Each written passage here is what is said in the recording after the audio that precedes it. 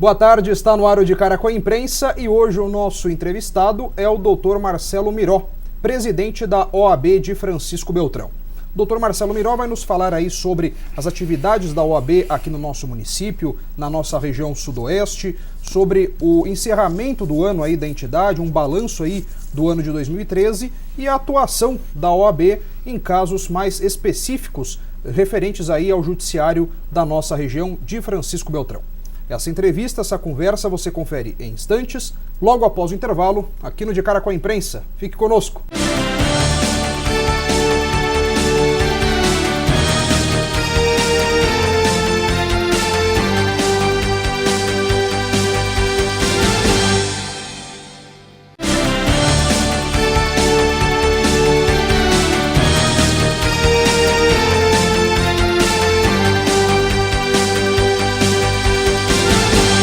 Estamos de volta com o De Cara com a Imprensa e hoje o nosso entrevistado é o Dr. Marcelo Miró, presidente da OAB, a Ordem dos Advogados do Brasil, aqui de Francisco Beltrão. O Dr. Marcelo Miró é formado em Direito pela Universidade Estadual de Ponta Grossa, é mestre em Direito pela Unipar, Universidade Paranaense, presidente da OAB, a Ordem dos Advogados do Brasil, aqui de Francisco Beltrão, diretor da Faculdade de Direito do CESUL e também especialista em Direito Tributário e Civil. Dr. Marcelo, seja bem-vindo ao nosso programa, tudo bem? Tudo bem, Guilherme, é um prazer, uma satisfação estar aqui para discutir assuntos de interesse da Ordem dos Advogados do Brasil com os telespectadores aí da TV Beltrão. Doutor, nós estamos aí já no fim do ano, né? Praticamente já terminou o ano, as atividades mesmo referentes ao ano de 2013, mas como é que a OAB está encerrando o ano de 2013 e qual que é o balanço aí? Olha, o balanço é positivo, né? Então nós assumimos esta função da presidência da subseção de Francisco Beltrão em janeiro deste ano. Fizemos algumas modificações aí nas salas dos advogados, sempre pensando no melhor atendimento e no conforto dos advogados junto às salas da OAB que tem em cada prédio do fórum, né? Então, além disso, a OAB vem se posicionando também com relação às questões éticas na profissão e também com relação à fiscalização, enfim, de uma forma geral, né, dessas atividades dos advogados na nossa região. Com relação à realização do exame da ordem aqui em Francisco Beltrão, como é que está a questão? Essa é uma das reivindicações que nós temos. Então, eu vou mais ou menos colocar para você, Guilherme, como é a estrutura da OAB para que a gente possa chegar neste ponto do exame de ordem. Então, veja, a estrutura da OAB ela é dividida em 3 níveis, que nós temos o Conselho Federal, nós temos as seccionais, que é uma seccional em cada estado, e nós temos as subseções, que, como Francisco Beltrão, abrange mais de uma cidade. Então, aqui em Francisco Beltrão, nós abrangemos 20 cidades, não é? E são 7 comarcas que são abrangidas pela subseção de Francisco Beltrão. E assim é pelo país todo, não é? O exame de ordem, no primeiro momento, ele deve ser gestionado pelas seccionais de cada estado. Entretanto, desde 2009, se não me falha a memória, foi unificado esse exame de ordem e passou a ser realizado pelo Conselho Federal. Então, diante disso, o Conselho Federal estabeleceu as cidades onde aconteceriam os exames de ordem. E Francisco Beltrão não foi contemplado, em que pese nós entendermos que Francisco Beltrão deveria ter sido contemplado, porque aqui nós temos 3 faculdades de Direito, não é? Sendo que uma delas é uma faculdade pública, não é? E concentra, ou Francisco Beltrão está no centro de uma macro-região, não é? Então, Francisco Beltrão deveria sim ter sido contemplada com essa possibilidade do exame aqui. Entretanto, não o foi, e nós estamos aí gestionando junto à Seccional do Paraná e já conseguimos a aprovação da Seccional do Paraná para que o exame aconteça aqui em Francisco Beltrão. Entretanto, há toda uma logística e um preparo necessário para que as provas aconteçam aqui. Então nós esperamos que dentro dos próximos exames aí, esse exame passe a acontecer aqui em Francisco Beltrão também, e essa é uma reivindicação antiga, não só da OAB, como também da Associação Comercial aqui de Francisco Beltrão, que há tempos também vem lutando pelo mesmo objetivo. Mas ainda não é possível prever uma data. Não é possível prever uma data. Eu estive em Curitiba recentemente conversando com o Dr. Juliano Breda, que é o presidente da Seccional do Paraná. Ele me disse que acredita que até o final do ano que vem, provavelmente, nós já teremos exames alternados entre Francisco Beltrão e Pato Branco. Quando vier vai ser muito importante, até logisticamente, muito mais fácil para os estudantes, os formandos em Direito aqui da nossa região, né? Como o senhor citou, temos 3 faculdades de Direito aqui, né? Sim, exatamente. Então é uma coisa que tem um respaldo aí para ser realizado aqui em Francisco Beltrão. Acredito que esse exame virá para ficar. Os formandos não vão precisar se deslocar até Curitiba. Né? Principalmente aqueles que estudam na UniOeste, né? Que é uma faculdade pública. Então, acredito que, com mais razão ainda, nós deveríamos ter o exame aqui em Francisco Beltrão. Certinho. Agora, sobre as comarcas aqui da nossa região também, o senhor citou aí, são 7 comarcas. Sim.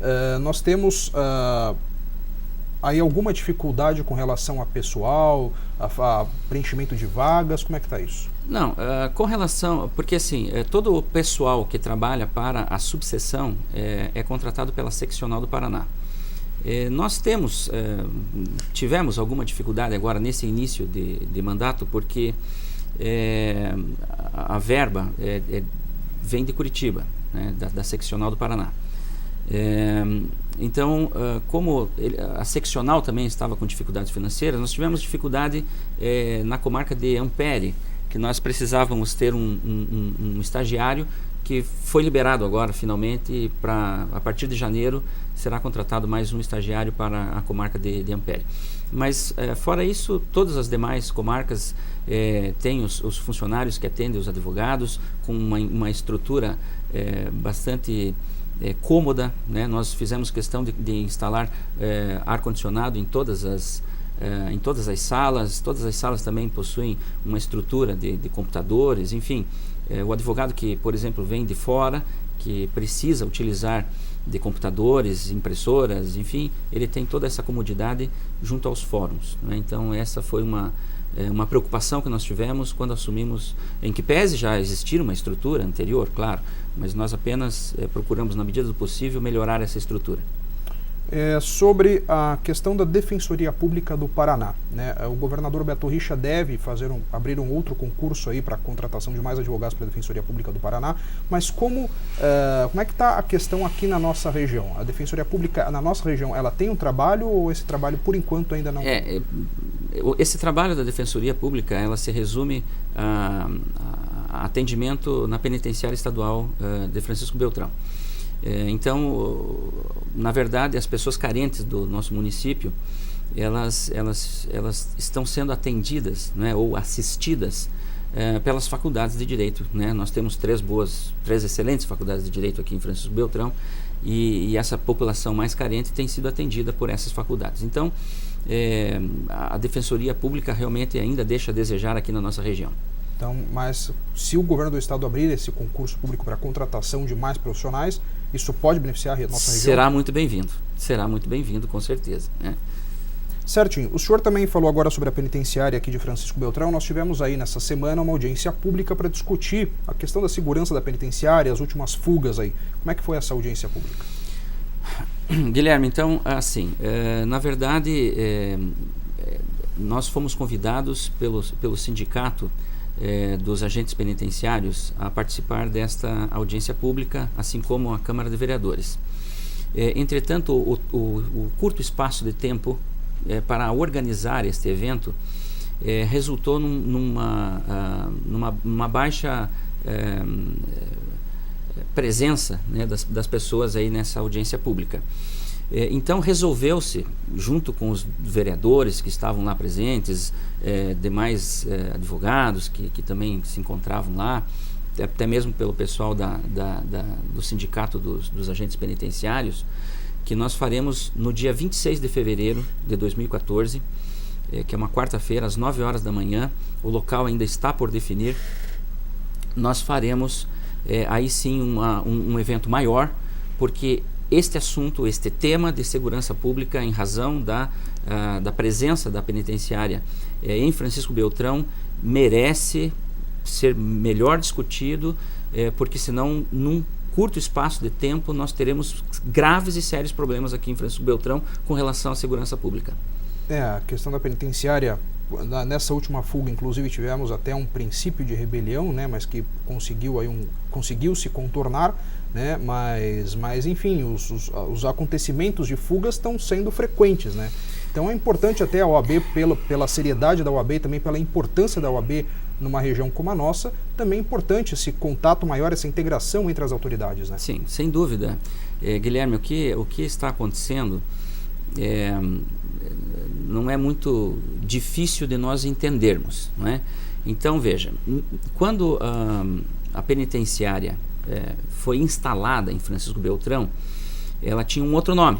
Ela chamava-se Centro de Detenção e Ressocialização. CDR. CDR. E tinha outros objetivos, não é? Só que com o tempo, veja, tinha um número de vagas de 850 detentos, né, que seriam colocados ali para desafogar as delegacias, não é, da região.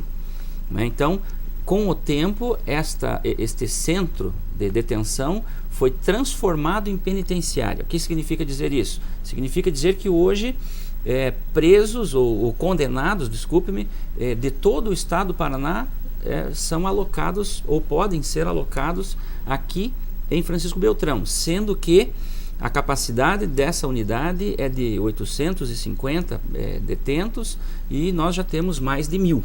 Então, por aí nós já podemos entender por que estão acontecendo essas fugas, não é?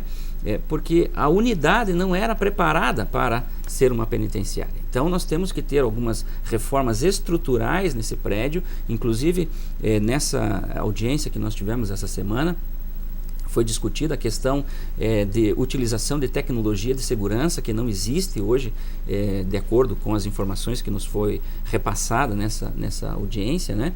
Que não existe essa tecnologia de segurança nessa unidade de Francisco Beltrão. Nós temos, somente a título de exemplo, 2 policiais militares para cuidar de mais de 1.000 presos, não é? Na parte externa da penitenciária. E dos agentes penitenciários que nós temos lá, segundo as informações também do sindicato, me parece que 40% não são concursados. Então, tudo isso aí acaba vulnerando a segurança da própria unidade prisional. Então, me parece que nós, como cidadãos beltronenses, temos que refletir sobre a presença da penitenciária aqui em Francisco Beltrão, e não só isso, temos que pensar como que nós queremos que ela fique aqui em Francisco Beltrão, porque daqui a pouco nós teremos um presídio superlotado, com problemas de fugas, com problemas sociais na cidade, porque essas fugas, naturalmente, os presos vão ficar aqui na nossa região.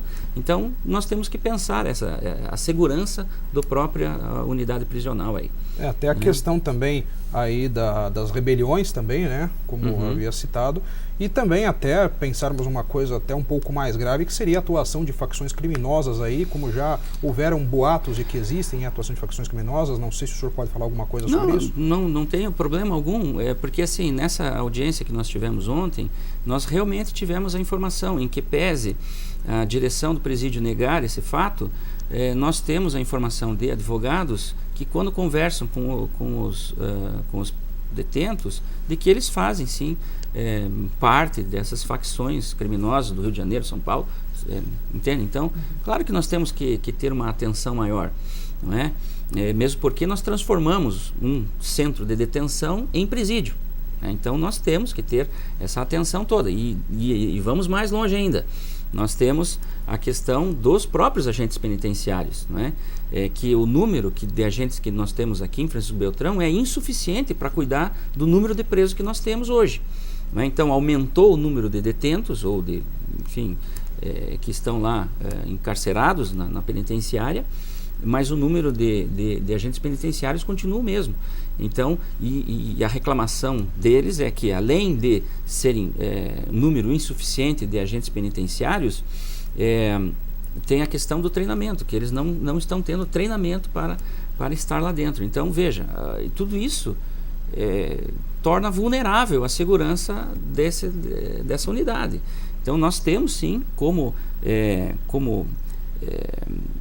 entidade, né, e como beltronenses, como cidadão beltronense, nós temos que repensar isso, temos que colocar esse tema em pauta, sentarmos, conversarmos, exigirmos dos poderes competentes aí uma melhor estrutura para essa unidade, né, de Francisco Beltrão. Certinho. Acabaram mudando o nome na placa, mas esqueceram de que a estrutura acompanhasse também essa mudança. Mas né? o pior, Guilherme, eles estão aumentando o número de vagas vamos dizer assim, só na caneta. Né? Então, quer dizer, estruturalmente, o número de vagas, ou aquela unidade foi construída para receber 850 presos. E hoje nós temos mais de 1.000 presos lá.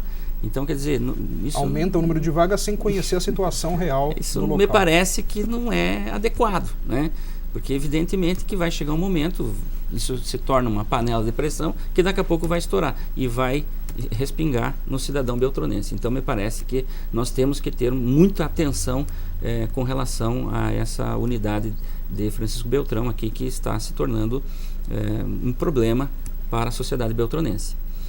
E nós, como beltronenses, volto a dizer, temos que exigir dos poderes competentes a estrutura adequada para receber, não é, essa unidade aqui em Francisco Beltrão.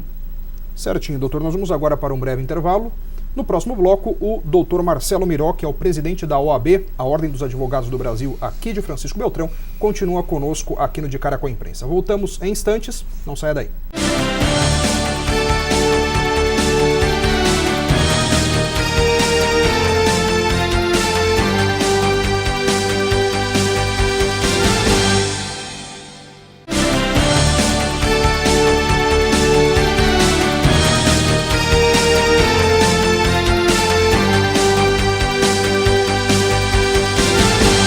Estamos de volta com o De Cara com a Imprensa. Hoje o nosso entrevistado é o Dr. Marcelo Miró, presidente da OAB, a Ordem dos Advogados do Brasil, aqui de Francisco Beltrão, que está nos falando aí sobre as atividades da instituição aqui no nosso município, a atuação também aqui na nossa região.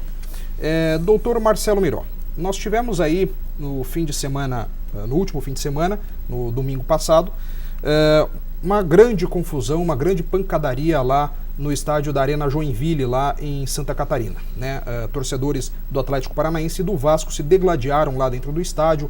Não havia presença da polícia militar dentro do estádio, apenas fora, então a briga acabou sendo um pouco mais grave porque a polícia demorou a chegar no local, lá na arquibancada. Como é que o senhor aí, como presidente da OAB, vê essa situação de conflito entre o Ministério Público e a Polícia Militar de Santa Catarina? Bom, esse é um tema bastante polêmico, mas me parece que faltou um pouco de cautela no tema, né? Tanto é que resultou nessa selvageria que todos nós assistimos perplexos pela televisão. Tradicionalmente é a Polícia Militar que faz esta segurança nos campos de futebol. O entendimento do Ministério Público de Santa Catarina é de que, na verdade, essa segurança deveria ser realizada por empresas privadas. Ele pode até ter razão nesse aspecto, mas não poderia ter realizado de forma abrupta, não é, essa modificação.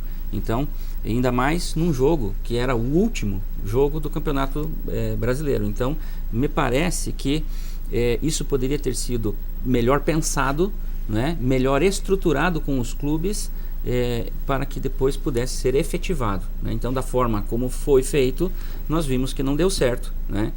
Me parece que foi um pouco assodada essa decisão, que resultou nessa tragédia aí que nós vimos pela TV. Nesse caso específico da segurança nos estádios, quem determina quem vai fazer a segurança é a autoridade local, no caso o Poder Judiciário local, porque em outras capitais nós vemos que é a Polícia Militar que faz a segurança, né? Pelo menos em São Paulo, Rio de Janeiro, Curitiba, é a Polícia Militar que está lá dentro do estádio, muitas vezes até com cães, fazendo a segurança. Isso. Em Santa Catarina, essa decisão do Ministério Público, ela é uma decisão já tradicional? Isso é normal lá em Santa Catarina ou é um caso isolado? Eu não conheço especificamente o caso de Santa Catarina, mas o que me parece que o Ministério Público quis fazer ali é que o poder público, ele quis levar ao extremo um princípio, que o poder público não pode repassar verbas para a iniciativa privada, né? Então, de forma assim, como vem acontecendo. Então, me parece que é em razão desse princípio aí que o Ministério Público diz, olha, então se a atividade de vocês aí é privada, né? Cobra-se ingresso e tal, né? Então vocês é que tem que dar conta da segurança desse local, né? E não chamar o poder público para fazer isso. Me parece que foi isso que aconteceu. Volto a dizer, me parece que pode até ter razão, mas não numa final, né? Quer dizer, poderia ter aguardado. Já estão ali, poderia ter aguardado, né, para o próximo campeonato, estruturado isso com os demais clubes, não só o de Santa Catarina, mas de todos os clubes do Brasil, para que daí então pudesse ser realizado isso de uma forma planejada, de uma forma pensada, né? Não fizeram isso, resultou na tragédia aí. Se fosse aqui no estado do Paraná, teria a presença o senhor acredita que teria a presença da Polícia Militar lá dentro do estádio? Não, aqui nós temos, não é? Agora, o questionamento do Ministério Público nesse caso é assim, será que é legal a presença da Polícia Militar no estádio? Né? Esse é o questionamento do Ministério Público, né? Então, porque a Polícia Militar estaria, em última instância, prestando um serviço, né, enquanto que deveria estar cuidando da segurança pública da cidade, por exemplo, está lá dentro de um campo de futebol atendendo interesses privados. Essa é a ideia, entendeu? Então, aqueles que comandam ali o espetáculo é quem deve cuidar da segurança. Então, a ideia do Ministério Público é essa. Então, só que apesar de ali dentro também estarem cidadãos que também pagam seus impostos e têm direito à segurança, né? Sim, também. Aí já é um conflito também. É um conflito também, pois é. Então, por isso que eu digo, o Ministério Público pode até ter razão, mas deveria ter sido isso discutido com mais vagar, não é? E deveria ter sido planejado com mais tempo. Aí eu acredito que não teríamos esses problemas que aconteceram lá. Certinho, doutor. Agora sobre a questão da usina do Baixo Iguaçu, que está sendo construída lá em Capanema. Como é que a OAB está atuando nesse caso? Justamente. Então, há algum tempo já eu venho acompanhando esta situação, porque fui instado a fazê-lo pelo presidente da Seccional do Paraná, o Dr. Juliano Breda, me ligou pedindo para que eu acompanhasse essa situação, porque a Ordem dos Advogados do Brasil entende que está havendo, neste caso, violação dos direitos humanos dos atingidos pela barragem, né? Então, a Constituição Federal nos diz que para que o poder público possa se emitir na posse da propriedade particular, deve antes, né, realizar a indenização prévia e justa, que é o que não está acontecendo neste caso. Então, simplesmente utilizando-se dos meios legais, não é? A administração desse consórcio que vai construir lá a usina conseguiu medidas judiciais para retirar algumas pessoas dali que vinham desenvolvendo as suas atividades, e simplesmente a obra começou e trazendo uma instabilidade social naquela região lá para mais de 500 famílias. Então, a Ordem dos Advogados do Brasil tem acompanhado todas essas reuniões, tentando ajudar, mas realmente o consórcio que administra essa usina realmente não está facilitando, não é facilitando, mas enfim, não está ajudando a chegarmos a uma solução plausível para essas famílias, não é? Então, mais uma vez, o lucro a qualquer preço, né? Então, isso nós não podemos concordar com essa situação. Eu estive presente lá, pessoas de bem, pessoas que sempre trabalharam na terra, que estão sendo desaforados, enfim, desapropriados das suas áreas, sem sem nenhuma piedade, vamos dizer assim. Então as pessoas vêm, muitos vieram emocionados falar comigo, então a gente realmente fica tocado pela situação desse povo. Estamos tentando ainda, existe agora uma ação civil pública que foi proposta, está sob análise do Poder Judiciário, e estamos aguardando as decisões aí que a gente espera que sejam favoráveis a essa população atingida aí que realmente está sofrendo por conta dessa barragem. E a única erro que eles tiveram na vida deles foi ter adquirido uma área de terra próximo ali, próximo ali ao rio. Ao próximo onde está sendo realizada as obras, né? Então isso é realmente um absurdo, a gente não pode concordar com essa situação.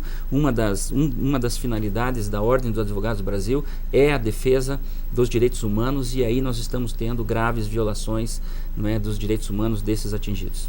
Inclusive até o consórcio, quando foi fazer a desapropriação da área, se podemos dizer assim, pagou o preço que eles acharam que valia, não consultaram nenhuma tabela, não levaram em consideração a tabela de preços e simplesmente foram lá pagando, porque muitos colonos, agricultores recusaram-se receber o valor, que eu considero uma coisa certa, particularmente, porque você tem que pagar o preço justo, né? Aquele colono, aquele agricultor que trabalhou a vida inteira naquela terra, lutou para ter aquela terra, vai receber um preço muito menor do que isso. Ele vai se realocar onde? Onde é que ele vai morar? Se não vai morar no campo, não pode comprar nada na cidade, vai morar onde? Esse é exatamente um dos pontos de discórdia que está acontecendo, né? Então, para citar um de tantos outros, né? Mas veja, nós estamos desmantelando toda uma comunidade. Isso também não está sendo levado em consideração. Chegou-se a fazer uma proposta de realocar esse povo no estado do Mato Grosso, quer dizer, é um absurdo o que está sendo feito ali, sabe? Então nós temos que nos debruçar sobre esse tema também, para chegarmos a uma solução adequada e não da forma arbitrária como vem sendo feito até agora. Certinho, doutor. Agora sobre a questão dos planos aí da OAB para 2014, né? Temos aí a questão do novo fórum, nova sede da OAB. Como é que estão o andamento dessas questões? São temas realmente recorrentes aí na nossa atividade. Nós temos 47 subseções no estado do Paraná.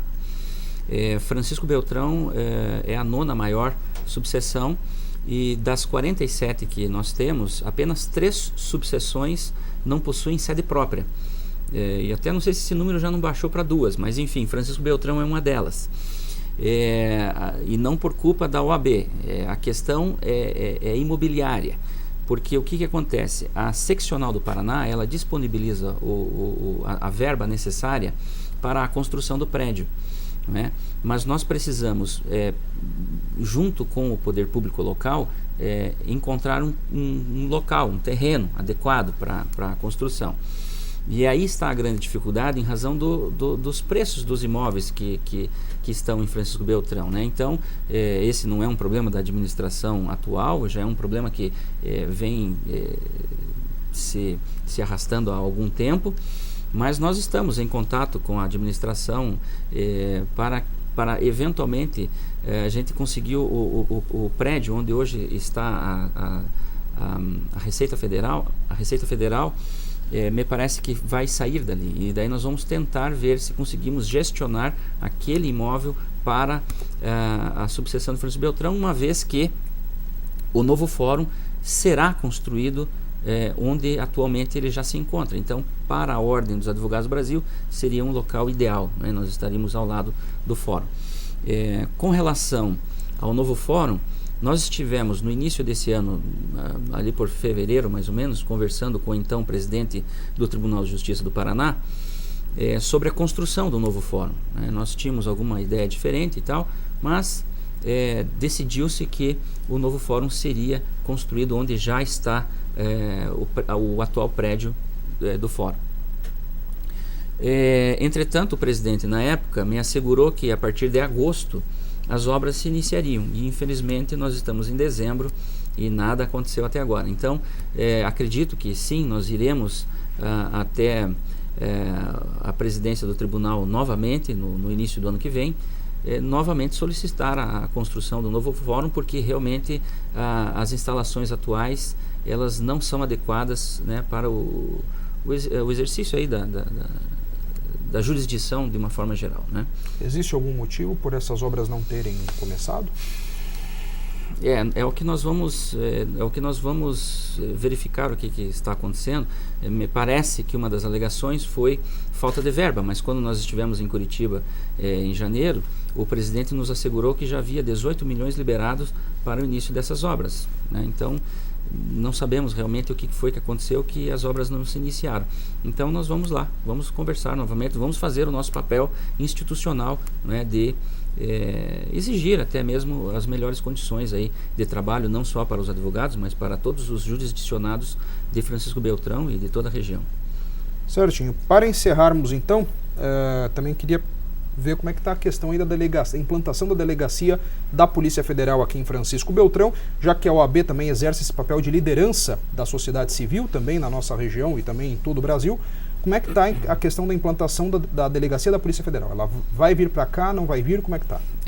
Então, nós fomos provocados, vamos dizer assim, pelo Dr. Márcio Geron, que é juiz de direito da comarca de Capanema, a realmente nos engajarmos nesse projeto de instalação de uma delegacia da Polícia Federal aqui em Francisco Beltrão. Nós, inclusive, constituímos uma comissão dentro da nossa instituição para que nós pudéssemos agilizar esse tema. Uma vez reunidos os documentos, inclusive com o apoio dos Rotaries aqui de Francisco Beltrão, essa documentação toda foi encaminhada, inclusive com ofício, da sociedade civil organizada como um todo. Foi encaminhado toda essa documentação para o Ministério da Justiça, que já nos deu resposta de que não está no plano do governo federal atualmente a instalação de uma delegacia aqui na nossa região, porque entendeu o governo de uma forma geral de que essas delegacias deveriam ser implantadas na região norte e nordeste do Brasil, que está desassistida, né?